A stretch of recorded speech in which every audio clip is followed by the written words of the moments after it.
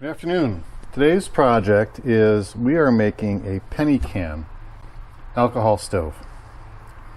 So what you'll need is you'll need 2 cans of roughly the same size. What has to be the same size is the diameter. And unfortunately I just have these 2 smaller cans. They're 12 ounces, but you can see they're tall and they're skinny. Ideally, you'd have a normal 12-ounce can, like this one was made out of. But the beauty of this is you can make them different sizes. So if you had something where you had a small stove top where you needed to have a smaller stove underneath, maybe these would work. Or maybe you're backpacking and you don't have a ton of room, and maybe a smaller stove is what you're after. But the principle is going to be the same, regardless of what size stove you're making. So the steps we're going to go through here would work for this can, or Pepsi, Coca-Cola can, beer can, whatever the case might be. Step 1 is to make a mark on the can.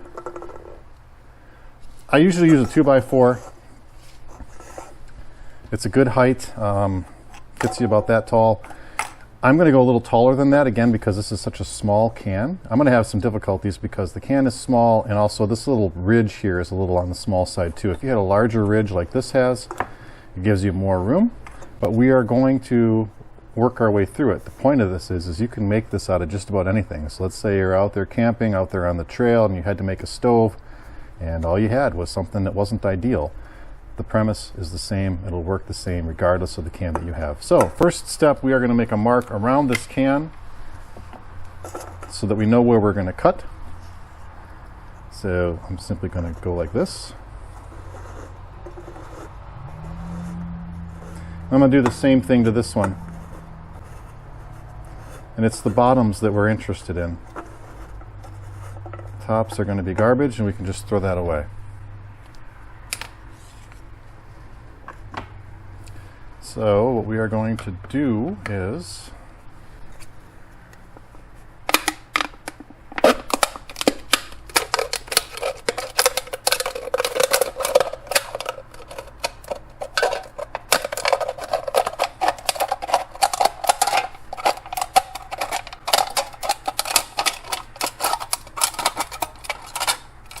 cut the bottom of the can off,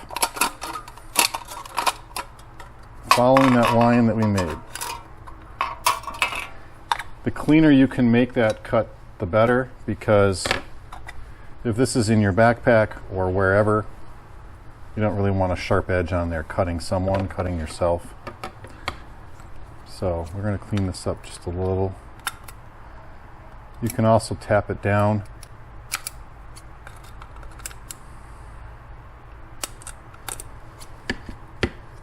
There's one.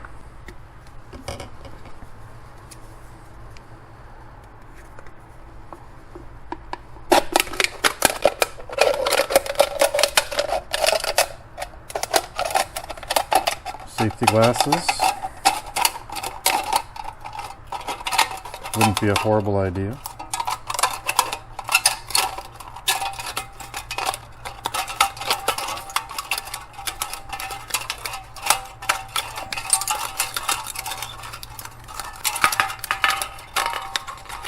This one fought me a little bit, kept making my line go lower and lower, but that will only prove my point, which is you don't have to be that precise.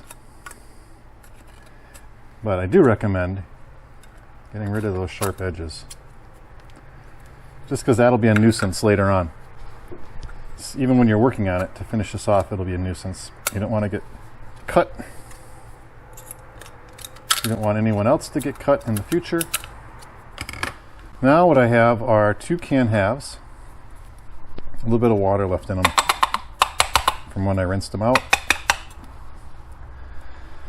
What you want to do is you want to crimp one of the halves so that you are able to slide it into the other half. So for that, you are going to need a pair of needle nose pliers. So we'll take our more jagged one and crimp that, because then it'll be slid into the other piece, which will further protect us from getting any cuts or scratches. So take the can and simply twist it. Every inch or so. Again, it's not imperative that you're precise. You're just trying to crimp it so that it's smaller than the other half of the can and it can slide in.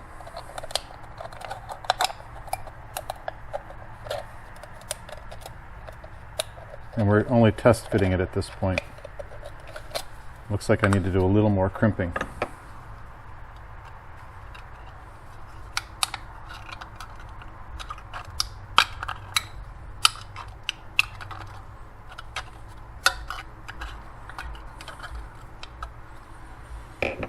Should look something like that. Then what we're going to want to do is we are going to want to drill holes into the top of the can. You can drill them, you could poke them with a nail, you could take a push pin, anything sharp to make a series of holes around the top.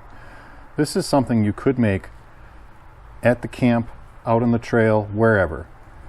The only thing that you would need is fuel. That'd be the one thing that if in an emergency situation you're trying to build this little stove, you could do it with some rudimentary tools. Maybe you've got a Leatherman and a push pin and a penny, and you'd be all set. But the fuel is going to be the problem if you don't have the fuel. So I'm going to use a drill, and the size of the hole, you're going to want it to be a smaller hole. If you make the hole too large, the flames get too big. You want a nice blue flame, depending on the fuel, but you want a nice blue flame. You don't want to burn through all your fuel really fast. I'm going to go with a rather small drill bit here. That's probably a 5/64.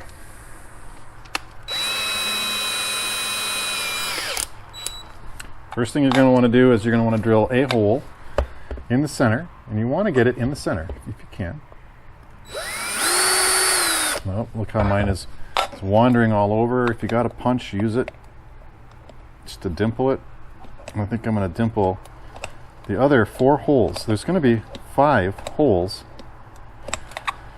in the top, and you don't want those 5 holes to be any further apart than your penny. The penny is going to go on top, and the penny is going to cover all of the holes once you're done.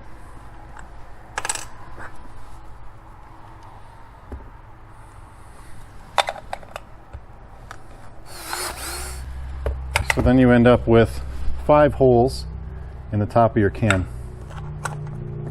Might be easier to see on this one. And the penny covers up those 5 holes. Now what we want to do is we want to run a series of holes around the edge of the can, and that's where our flame is going to come out.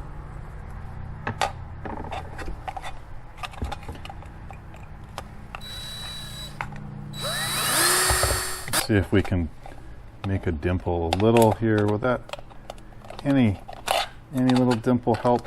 Maybe. As you're doing this, you want to be careful to not destroy the can. You could have done this when the can was still all together in one piece. You could also put the 2 halves together and add some rigidity, but I don't want all those aluminum pieces inside my can. It's just personal preference, not a big deal.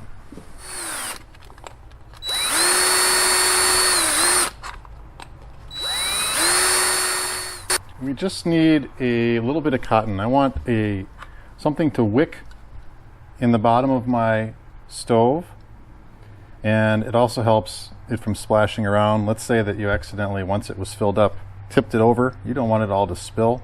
So I put a little piece of cotton. Some people put cotton balls, some people put fiberglass. I just take a regular old sock, cotton sock, and I just cut a little strip. And for this one, this stove being smaller, I really don't need a huge piece. So we're going to put a little piece of cotton in the bottom. We are going to put our 2 halves together.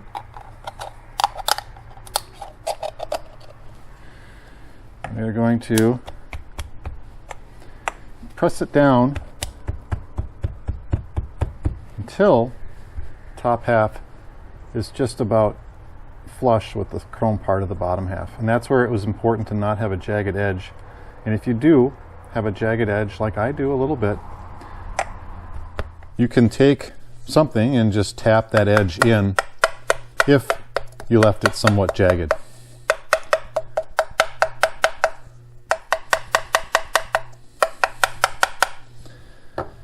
You could also take a file or something else and cut it down, but it's soft aluminum, so it really doesn't take much. And with that, you are almost done with your penny can stove. Now the penny is important because after about 1982, they started using a lot more zinc in pennies, and I guess that can melt. So you want a good copper penny. They debate if that happened in 81 or 82, so you can avoid all the debate. And why don't you just say 1980 or older? This one is, I think, 1973. So this one is old enough. And now what we're going to do is we are going to put some fuel in it, and you can use denatured alcohol, you can use heat, you can use isopropyl alcohol. I recommend 91% or higher. Some people say they can make them run off of 70%. And I know 70% is easier to find and it's cheaper, but I don't know that they run that good. Also, you are burning something. I know alcohol burns rather clean, but be safe. I've got a window open, I've got a fan going. If you're burning this indoors, please have a source of fresh air. And also watch what's above your stove. I'm going to light this here, but I have a shelf a few feet above it. I'm going to keep an eye on that, and if anything happens, I will have to quickly snuff it out. Speaking of snuffing it out, it's always a good idea to have something to snuff it out. A can like that will do just fine. You just got to cut off the oxygen and the flame will go out. Also, pay attention to what's underneath your stove. I put mine on a piece of ceramic tile to avoid any of the heat transfer going into the counter. I'm also going to put mine in a bowl. And the reason I'm going to do that is as you're trying to get this stove primed, it helps to have a flame around the can. And what it's doing is it's causing the fuel inside to boil, basically, and create vapor, which then ignites coming out of these jets. You can sometimes prime it with just spilling a little bit of fuel down the side and having it light that way. I find it's much easier to be controlled and have fuel in this bowl, which then ignites and then causes the vapor to come out, and those ignite as well. So what I'm going to do is I'm going to add denatured alcohol. I'm not going to put any heat in. I'm not going to put a lot in. I just want to start it and have it work for you.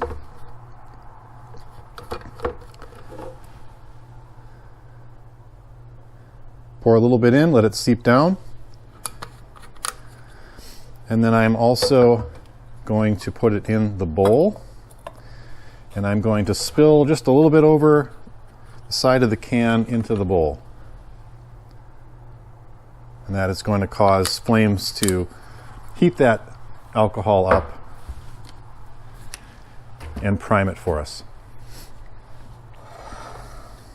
Some people put the penny on first, some people put it on last. I'm going to put it on last, and I'm going to then use my tongs to do that.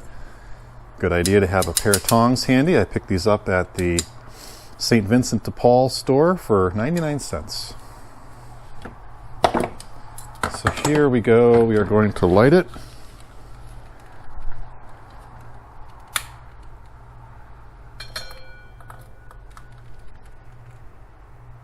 And it's already going, even though you cannot see it. And I'm also going to light the top.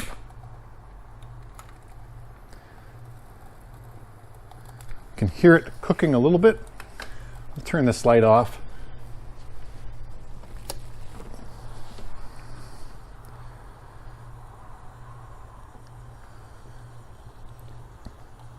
You can see that the flame is taken off. And I can see that it is already coming out around the jets. So I'm going to put my penny on which closes off those center holes and now forces the flames to come out the side. If for some reason this stove was to generate enough pressure, it would push the penny off. It's essentially a safety valve, so it will move if it has to. I'm actually going to now take this, put it here, and then remove this. And let's say I was cooking this, I could put this directly on my stove, like so.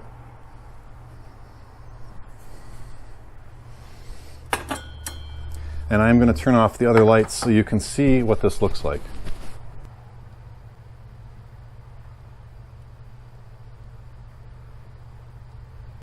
Very simple penny can stove. I didn't put a lot of fuel in there, but these can run for 15-20 minutes. Depends on how big you made those holes. These holes are a nice size. The holes I made on this one are a little larger, and then this one is a little bit less efficient for that reason. Then to put out the stove, see if that's hot, you simply need to put something over it to snuff it out.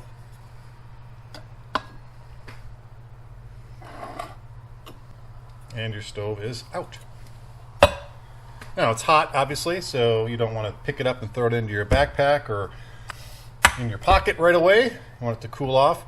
Also, the fact that it has a cotton sock in there and some fuel, and I did not let it burn out. There is still fuel inside of there, and of course, if you were to pick that up and walk away with it, it could run out of the holes.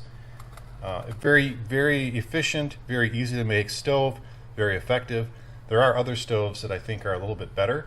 I have another video where I show how to make a stove out of a can just like this, and when you're done using it, you can pour the fuel out back into a container and throw it into your backpack or whatever it is that you have.